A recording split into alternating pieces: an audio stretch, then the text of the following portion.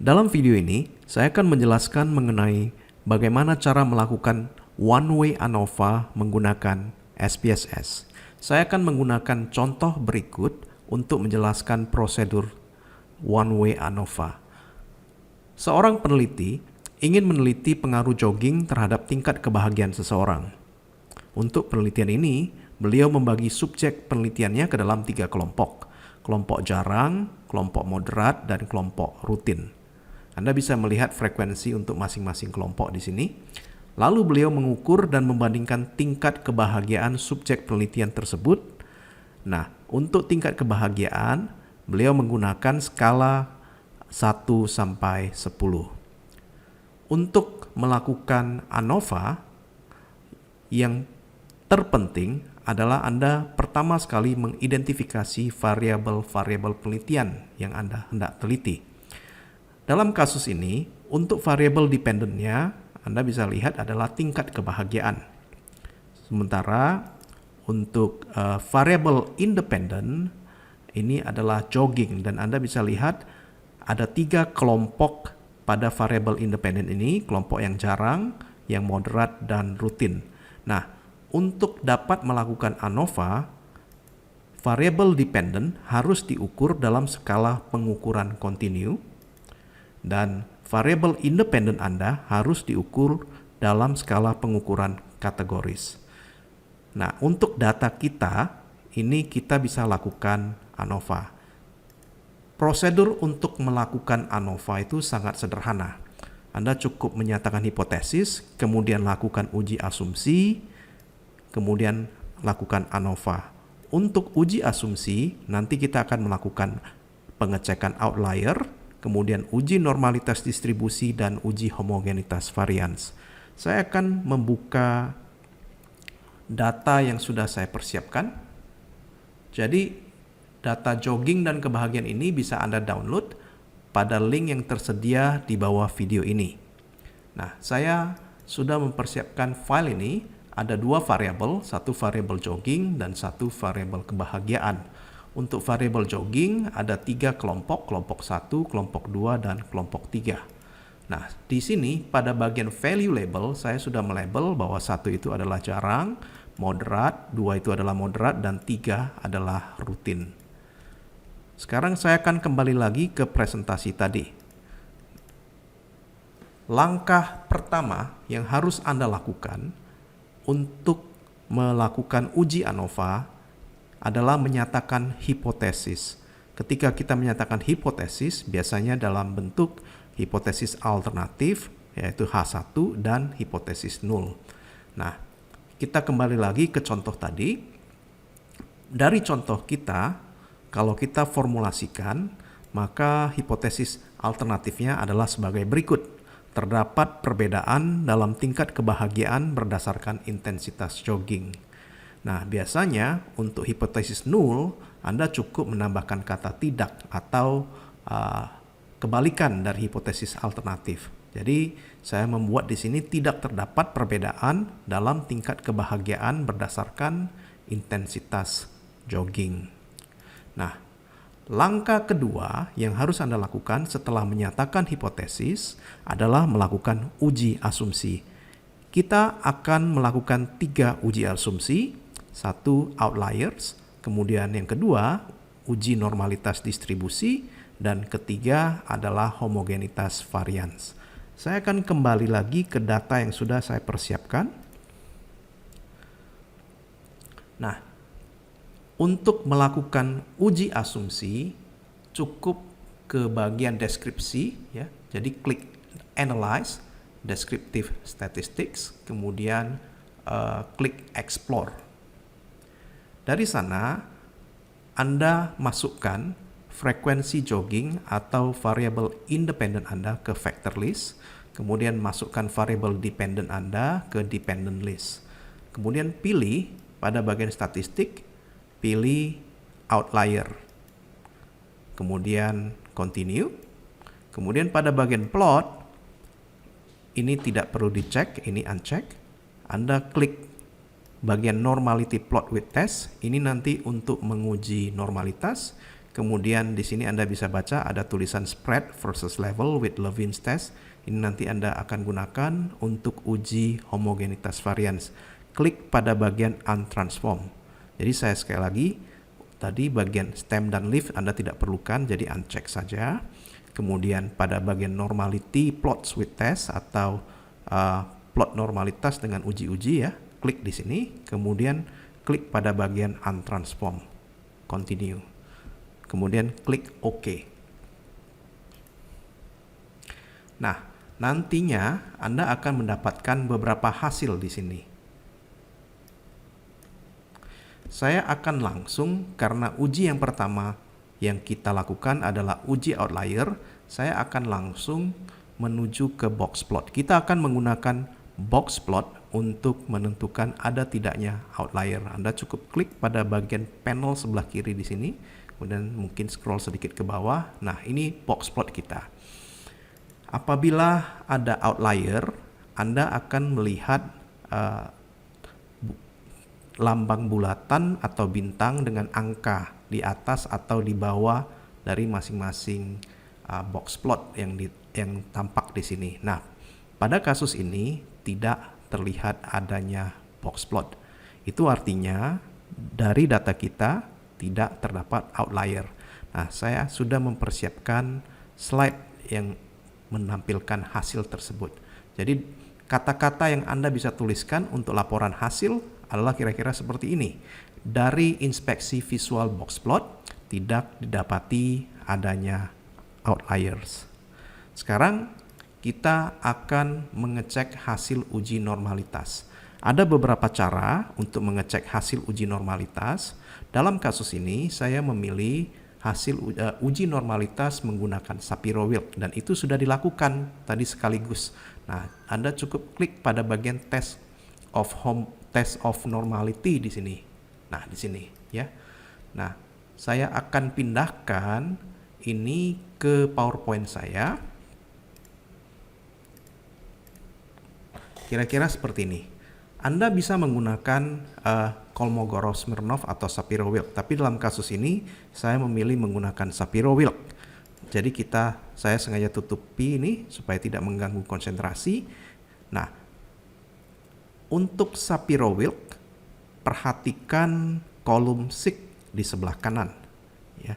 Nah, ini Anda bandingkan dengan nilai alfa yang Anda gunakan. Kalau alfa yang Anda gunakan adalah 0,05, nanti Anda bandingkan dengan 0,05. Kalau Anda menggunakan alfa 0,01, nanti dibandingkan dengan 0,01. Saya menggunakan alfa 0,05. Nah, apabila nilai SIG juga sering ditulis sebagai nilai P ini lebih kecil atau sama dengan 0,05, maka nantinya asumsi normalitas distribusi tidak terpenuhi. Tetapi kalau nilai P lebih besar dari 0,05, maka asumsi normalitas distribusi terpenuhi. Kalau Anda perhatikan nilai SIG di sini atau nilai P di sini 0,258. Ini kalau titik itu dalam bahasa Inggris itu koma. Nah, biasanya tulisan 0 di depannya tidak ditampilkan. Jadi ini adalah 0,258, ini lebih besar dari 0,05. Yang ini 0,598, ini juga lebih besar dari 0,05.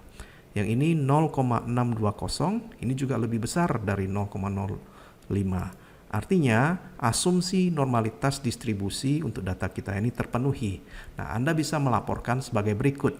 Uji Shapiro-Wilk menunjukkan bahwa data memenuhi asumsi normalitas distribusi dan tambahkan tulisan P lebih besar dari 0,05.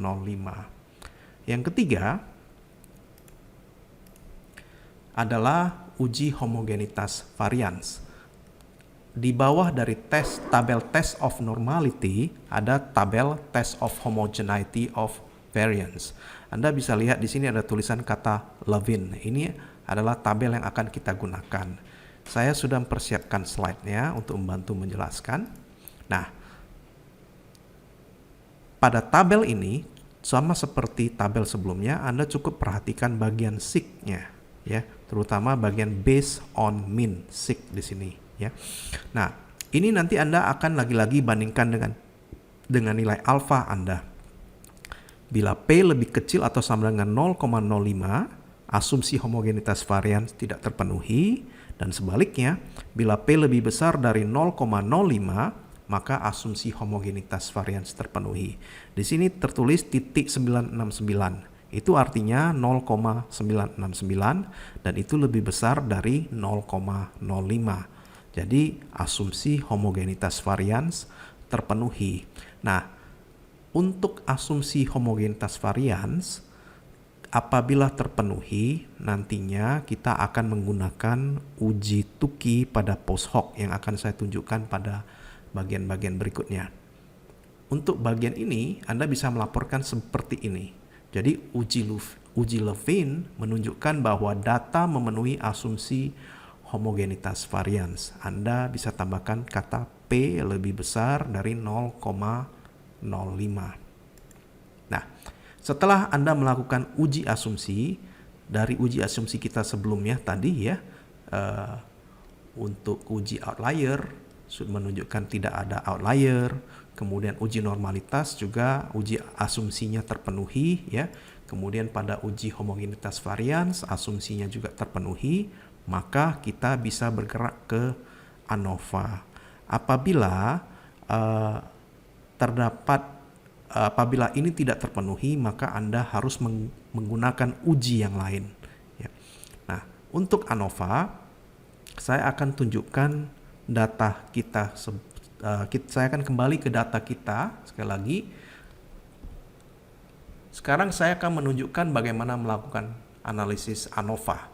Anda cukup mengklik bagian Analyze, kemudian klik Compare Means, bandingkan rata. Kemudian di sini Anda akan temukan tulisan One Way ANOVA. Klik bagian One Way ANOVA. Nah, pindahkan variable dependent Anda ke bawah dependent list.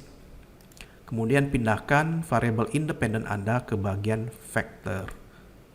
Nah, kemudian pada bagian post hoc, ini tadi kita sudah melakukan uji Levin. Dan uji Levin menunjukkan bahwa asumsi varians terpenuhi. Jadi saya akan hanya memilih dari sini, Tukey ya, Tukey. Kemudian continue. Nah, seandainya asumsi homogenitas varians tidak terpenuhi, Anda nanti bisa menggunakan Games Howl. Oke, continue. Kemudian pada bagian opsi Anda bisa tambahkan satu ya, deskriptif ya. Kemudian continue. Jadi sekali lagi ya, pada bagian post hoc Anda tadi mintakan Tukey, kemudian pada bagian option Anda mintakan deskriptif. Kemudian oke. Hasilnya adalah 3 tabel berikut. Ada deskriptif, ANOVA, dan multiple comparison. Saya akan bahas satu persatu. Nah, pada deskriptif, Anda gunakan informasi ini untuk untuk mendapatkan gambaran mengenai data yang Anda analisis. Berapa jumlah peserta subjek penelitiannya, rata-rata nilai untuk masing-masing kelompok, dan standar deviasinya. Nanti itu Anda akan laporkan. Kira-kira laporannya seperti ini. Jadi dilakukan uji One Way ANOVA untuk membandingkan tingkat kebahagiaan di antara 3 kelompok jogging. Kemudian Anda tuliskan kelompoknya. Nah, di sini Anda menuliskan jumlah subjek penelitiannya, ratanya berapa, kemudian standar deviasinya berapa untuk masing-masing. Nah, selanjutnya Anda bisa melihat tabel ANOVA. Nah, untuk tabel ANOVA ini Anda cukup melihat nilai sig di sini. Nilai sig ini lagi-lagi akan kita bandingkan dengan alfa 0,05. Apabila nilai sig atau nilai P ini lebih kecil atau sama dengan 0,05 di sini, nah ini hipotesis yang sudah kita formulasikan sebelumnya. Di sini kita akan tentukan apakah kita tolak hipotesis nul atau kalau P-nya lebih besar dari 0,05 berarti kita gagal menolak H0. Perhatikan di sini saya menggunakan kata gagal menolak H0 bukan terima H1 ya. Walaupun maknanya sama tetapi penulisannya berbeda. Nah, Anda perhatikan nilai di sini adalah titik 000. Biasanya kalau titik 000 kita nyatakan sebagai lebih kecil dari 0,001. Nah, kalau dia lebih kecil dari 0,001, maka P-nya lebih kecil atau sama dengan dari 0,05. Jadi kalau kita tolak H0, kita tolak di sini, berarti kita melihat pernyataan pada hipotesis alternatif, yaitu terdapat perbedaan dalam tingkat kebahagiaan berdasarkan intensitas jogging. Nah, perhatikan di sini kita hanya menyatakan terdapat perbedaan, tetapi kita tidak tahu apakah berbedanya antara kelompok yang jarang dengan kelompok yang moderat, atau antara kelompok yang jarang dengan kelompok yang rutin, atau antara yang moderat dengan rutin. Kita tidak tahu, tetapi yang dinyatakan dari tabel kecil ini hanyalah bahwa di antara ketiga kelompok tersebut ada sesuatu yang berbeda dalam hal tingkat kebahagiaan. Jadi pada saat ini pernyataan kita hanya sampai pada menyatakan dari uji one way ANOVA terdapat perbedaan yang bermakna secara statistik dalam tingkat kebahagiaan berdasarkan intensitas jogging. Nah, penulisannya adalah sebagai berikut. Ini kan titik 000, Anda tuliskan P lebih kecil dari 0,001. Kemudian Anda tuliskan F, ini hanya sekedar format pelaporan. Jadi Anda tuliskan F, kemudian 2 di sini, diambil dari sini ya, degree of freedom yang between group, kemudian yang 30 ini adalah degree of freedom DF within group ya. Jadi Anda tuliskan F 2 30, kemudian nilai F-nya berapa? Nilai F-nya adalah yang di sini ya. Nah, tadi kan saya katakan terdapat perbedaan, tetapi kita tidak tahu nih yang mana yang berbeda. Nah, untuk menentukan yang mana yang berbeda, kita melihat dari tabel multiple comparisons, tabel post hoc. Di sini kita menggunakan Tukey, seperti yang tadi saya sudah sampaikan. Kita memilih Tukey karena asumsi homogenitas varians terpenuhi. Nah, tabel post hoc ini menunjukkan perbandingan banyak sekali ya. Jarang dengan moderat, jarang rutin, kemudian moderat dengan jarang, moderat dengan rutin, rutin dengan jarang, dan rutin dengan moderat. Tapi karena yang lainnya hanya pengulangan, jadi saya hanya akan melihat pada 3 baris, yaitu baris jarang dengan moderat. Nanti saya akan melihat baris yang di atas, kemudian jarang, rutin, nanti saya akan melihat baris yang kedua, kemudian yang terakhir adalah moderat dengan rutin.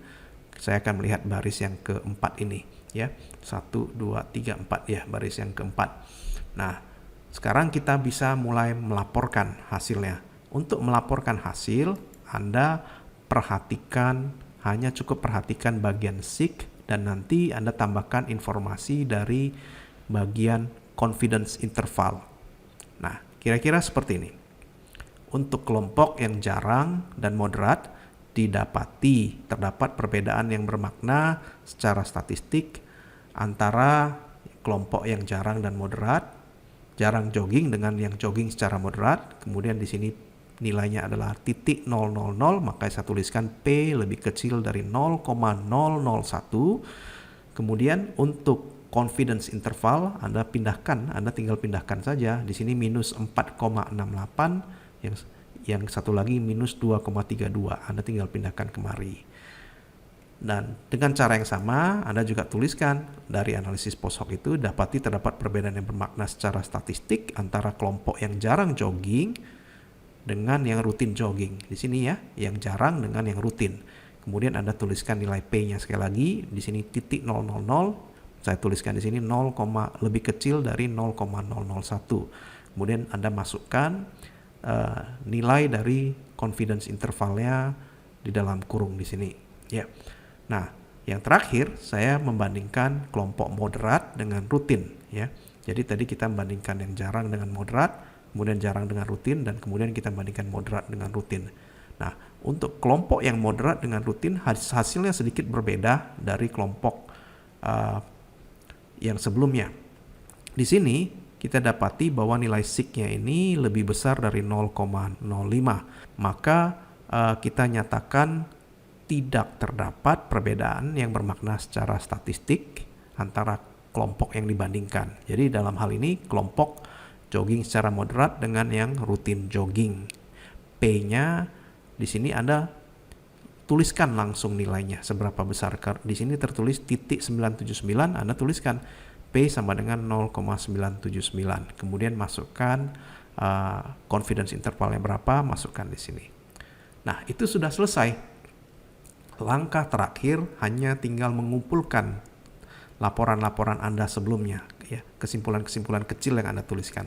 Jadi ini kesimpulan-kesimpulan kecil tadi, ya, saya pindahkan dan saya gabungkan. Dalam laporan karya ilmiah, biasanya ini dituliskan dalam bentuk paragraf, dan biasanya ada juga dituliskan ukuran efek. Dalam video ini saya tidak menjelaskan mengenai ukuran efek. Mudah-mudahan video ini bisa menjelaskan mengenai proses melakukan dan menganalisis data hasil uji one way ANOVA.